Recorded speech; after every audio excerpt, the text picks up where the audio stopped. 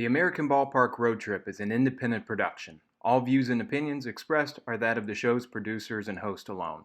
The American Ballpark Road Trip does not claim any ownership of intentionally or unintentionally disseminated copyright material displayed, recorded, or utilized within the show.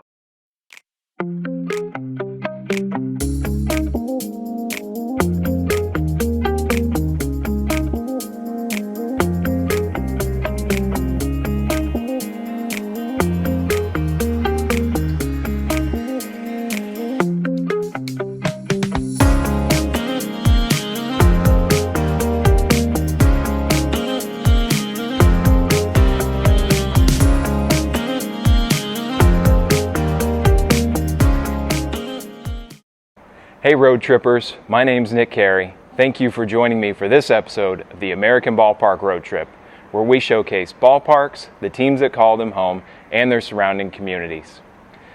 Today we are in Evansville, Indiana, home of the independent Frontier League's Evansville Otters, and a former filming site of the baseball film classic, A League of Their Own. So grab your favorite ballpark brew, sit back, relax, and enjoy the trip.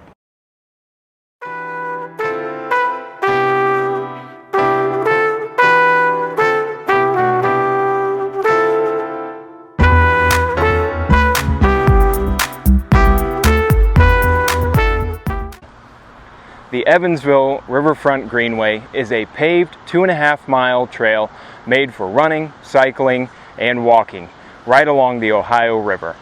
Now, this upper level is perfect for those activities, and there's a lower level with tiered concrete perfect for taking in views of the Ohio River. And the river's seen it all, as it hosted an ancient Mississippian culture in 1100 AD, before fur trappers and traders made this land home before the city's establishment in 1818.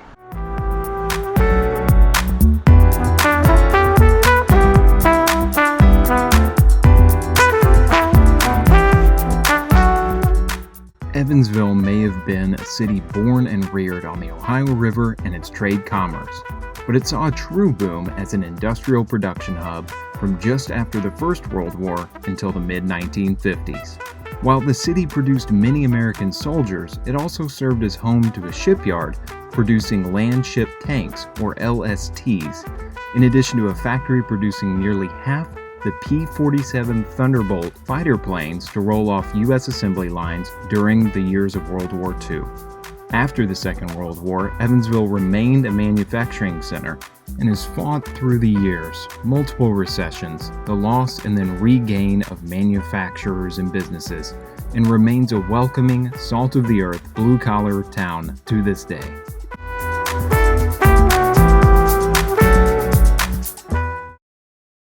When you're on the road, you have a lot of downtime, a lot of time to read books. So, when you go city to city, you find the best place to find a good book, and in Evansville, since 1885, the best place to find a book is here at the Willard Public Library. This brick and stone structure opened its doors in 1885 and has served Evansville residents since then. It was the brainchild of Willard Carpenter, who wanted to open a college, but after some setbacks, ended up with a library. Now, it continues to serve the public and offers some more for visitors and patrons.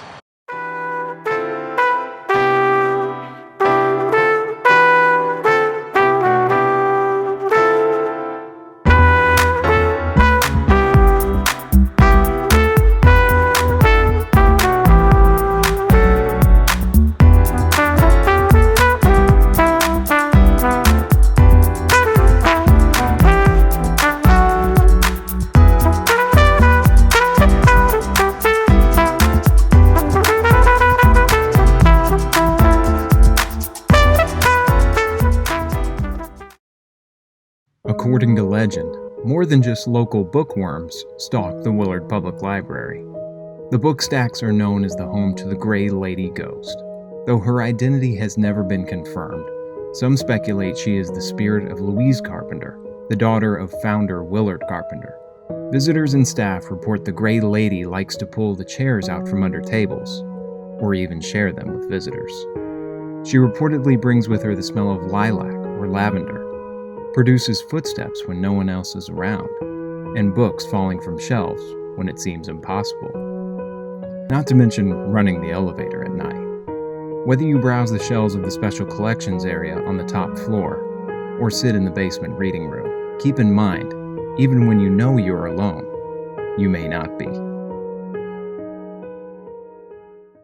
Beyond ghostly encounters, the Willard Public Library offers invaluable resources to residents and visitors alike, with their catalogs of books and multimedia articles, archives housing over 40,000 images from Evansville history, and a massive collection of genealogical record, not to mention a number of books on the American pastime.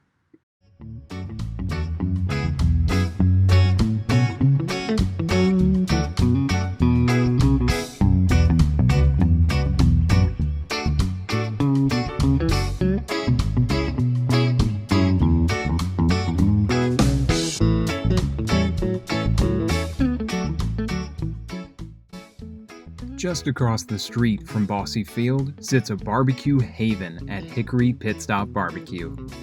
This eatery has provided championship barbecued meats and delicious sides to Evansville since 1957, and they aren't shy about showing off their hardware from competitions.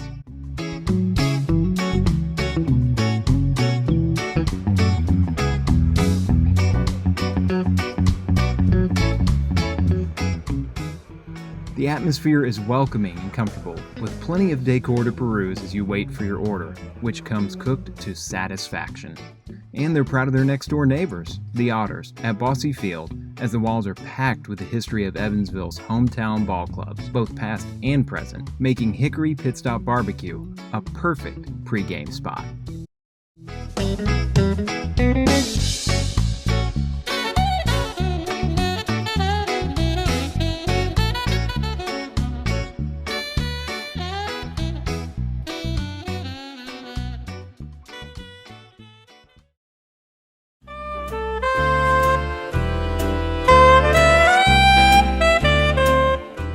Bosse Field is the third oldest active professional ballpark in the United States, having opened its gates in 1915.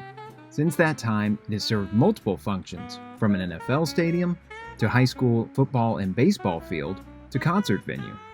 But most importantly, a professional ballpark and home to the Evansville Otters since 1995. It's been 30 years since the release of the classic baseball film, A League of Their Own, directed by Penny Marshall, which detailed the founding and some fictional early history of the All-American Girls Professional Baseball League.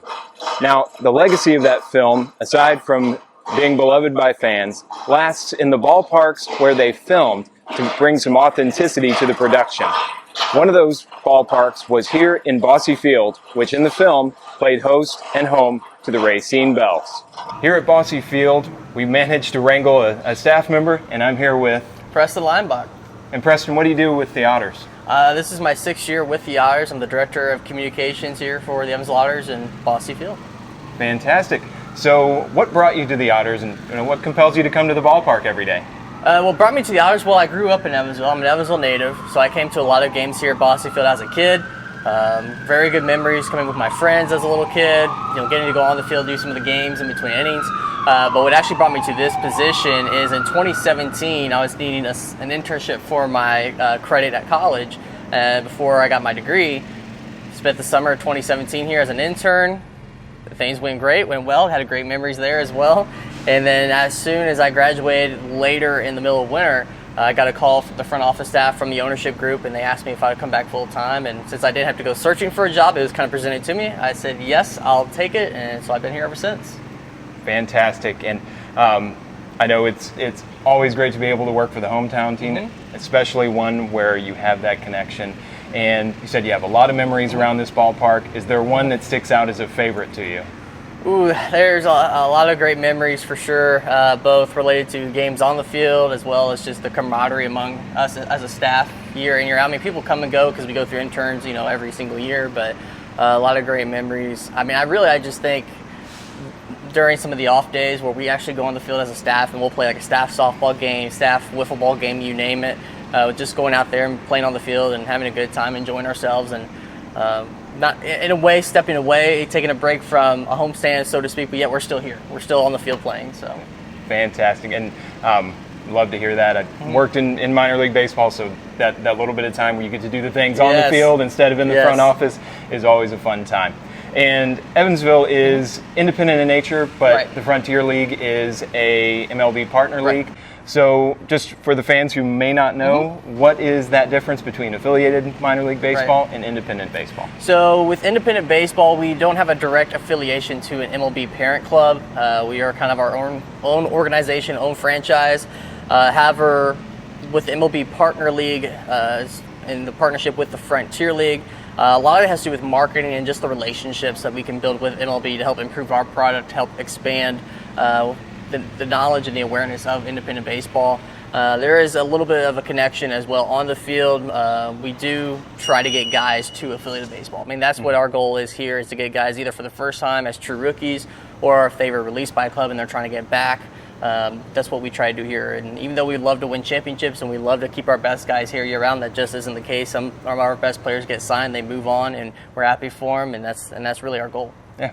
And Bosse Field, it's been around since 1915. A lot of history in this ballpark. What does that mean to the Otters, whether it's celebrating a league of their own night like tonight, or just the tradition of baseball here in this old ballpark? What's that mean to the Otters and the club? I mean, it means a lot, because there's kind of a standard, I guess, we're trying to uphold in terms of make sure we add to the history of Evansville professional baseball. I mean, there's been a lot of franchises that have come through, a lot of affiliated franchises have come through, probably most notably the Evansville Triplets for about 15 years. A lot of great names have come through this place, whether playing, managed, or coached. Out of over 300 total Hall of Famers, over 100 of those have either come through Bosse Field in some capacity, like Bob Bucher, Warren Spahn, Hank Greenberg, and the list goes on and on. There's been a lot of great players who are not in the Hall of Fame who've also come through here. Don Matley, the Evansville native, played here in his high school days. We also had a lot of the 1984 Detroit Tigers World Series team come through here as part of the Evansville Triplets, Jim Leland being their manager. So there's just a lot of great names that have come through here. And for a lot of our fans, I mean, our fans are generally the older generation. They have great memories of coming when they were a kid with those Triplets days or the Evansville Braves days, and so we just try to keep up with that part of it, with the actual baseball side. And then of course we also have a lot of visitors and fans that come because this is the backdrop for A League of Their Own and a good chunk of that movie. In fact, last week we just had a showing on our video board of the movie A League of Their Own, and a lot of people came through who were just extras from the area, and that's really cool for them. It was a big moment, and just truly has another connection to the Evansville community with just the movie as well as the baseball side. Yeah. So I keep hearing community and community. So if you could sum it up, what does Evansville Otters as a baseball club mean to Evansville as a community, and vice versa? What does Evansville mean to the Otters? And really, I think it comes down to one thing that goes back and forth, works both ways. It's just the fact that because we are independent, a smaller scale minor league baseball type of organization, we have the access to our fans, they have the access to our team with the engagement, the community outreach. Our players are so great. I mean, they really are. Within the last couple weeks, we've had a couple of community appearances where our guys have gone and worked and helped out with nonprofit organizations, volunteering. And so just being able to have that kind of access to our players and vice versa. I mean, after every game, barring bad weather, we allow the kids to run the bases and we allow the fans to get autographs from our players after every game. Like I said, barring bad weather. So for the most part, we are able to kind of create a one-on-one connection with our players and with the team, and I think that's pretty unique for professional baseball. Definitely. Well, thank you so much for your time, Preston. Thank you for allowing us to explore Bosse Field. So you've got your tarp clothes on, so you got to go back to work. Hopefully not too much tonight, but thank you so much for coming on, and thank you for helping us out on the American Ballpark road trip. Thanks for having me. Appreciate it. Yeah. 13th, and this is looking from what is now right field. You can see a lot of the trees are still there. You can see what is now the press box. At the time, that was just considered office space. The press boxes through the Evansville Triplets era in 1984, you can actually find on the roof. And then those press box facilities have since been removed.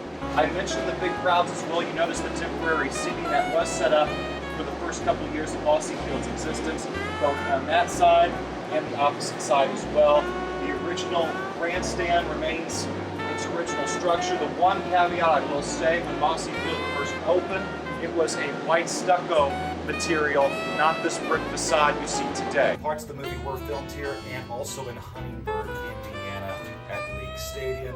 This was the home of the Racing Bells, though, not the Rockford Peaches. There's a lot of people who get that part confused. So we still have a lot of the signage and movie props from that filming in 1991 and the North and South Gate ads that you see as well. One other cool thing, a lot of people, I'm an Evansville native, born and raised, and even a lot of my family served as extras in the movie, family that didn't live in Evansville at the time. Like my grandparents would drive an hour from Vincennes, and then when they were extras, they were given, the full garb, the hat, the 1950s. So no, it was really cool, and then they ended up keeping that stuff, because it was theirs to keep.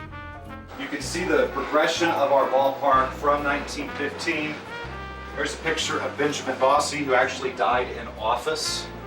This was Bosse Field in its first year in 1915. One other fun thing I like to tell people about on these tours is Evansville was the home of a NFL team. NFL just finished wrapping up its 100th year anniversary. The first 2 years of the NFL's existence, the Evansville Crimson Giants.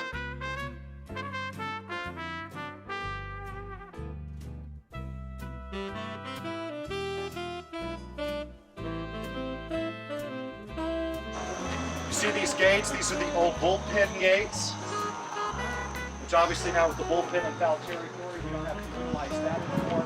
One funny story I have, in 2012, there was a team that their left fielder actually hit this precise spot of the gate on that side and jarred it loose, so as he was trying to catch a ball, he crashed through the fence. Oh.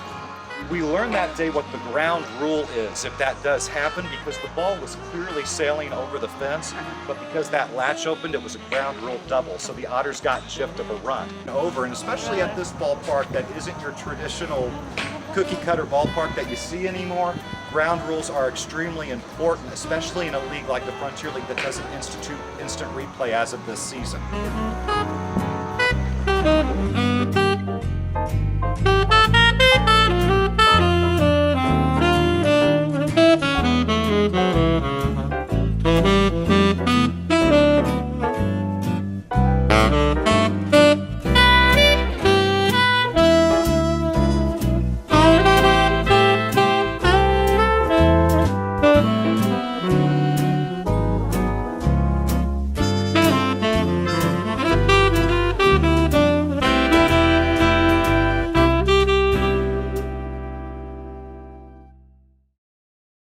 And we managed to catch another staff member here at historic Bosse Field. I'm with Travis Painter. I'm the general manager of the Evansville Otters. All right. And Travis, what brought you to Evansville as the GM?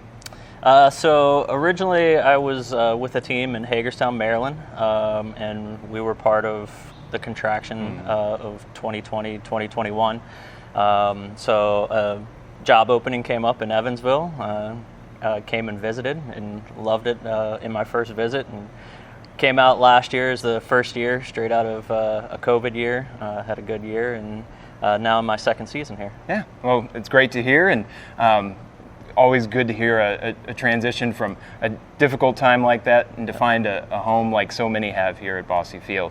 And in that, what does Evansville mean to this community that you've seen so far as a relative newcomer still being part of the community? So we have a lot of support from the community, which is very evident in our attendance this year. Attendance is up quite a bit from last year. Everybody loves the feel of the old ballpark.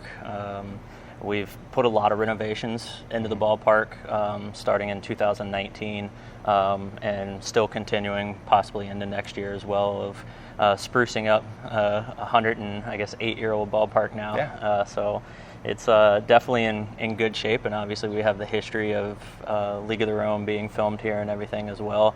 And outside of that, having football games, high school baseball games, everything here. So everyone has a little bit of a history here. So they like to come back and relive that. And you always love to have that great community stake in something with as treasured and as long-term a history. So, Travis, what makes for a future ballpark visitor or future fan coming to Bosse Field, what makes Evansville Otters baseball different from any other ballpark or game experience that they could find? Yeah, so obviously we have the history of the ballpark, but also we have a lot of fan amenities that kind of go along with that. We've got our kid zone to keep all the kids kind of entertained. We've got a couple different picnic areas throughout that are all inclusive picnics, so all you can eat hamburgers, hot dogs, pulled pork, that type of stuff. And then obviously the in-game contests as well. Pretty much we're jam-packed every half inning of having kids out on the field doing some sort of game.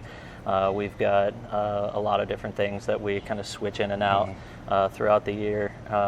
And then we also have our Otter Bells. So they're dressed in a league of their own attire. They go around, do all of our in-game activities with the kids, and then every game they do like a little dance routine on the field and everything too. So they're kind of like our pseudo cheerleaders as well. So yeah, it's the show around the show, so to speak. Yeah, so. Our owner always says it's dinner theater. So, hey, it works, and every ownership has a different philosophy about things, but it's certainly a fun experience. I've been here once before, and that's why we wanted to showcase it on American Ballpark Roadshow. So I want to thank you so much for taking the time out of your day, and you know, our fingers are crossed for good weather, and we know we're going to get a good game experience no matter what. So thank you so much for your time, Travis. Appreciate you having me. At least it's good news for neon buys. You see this building behind us here.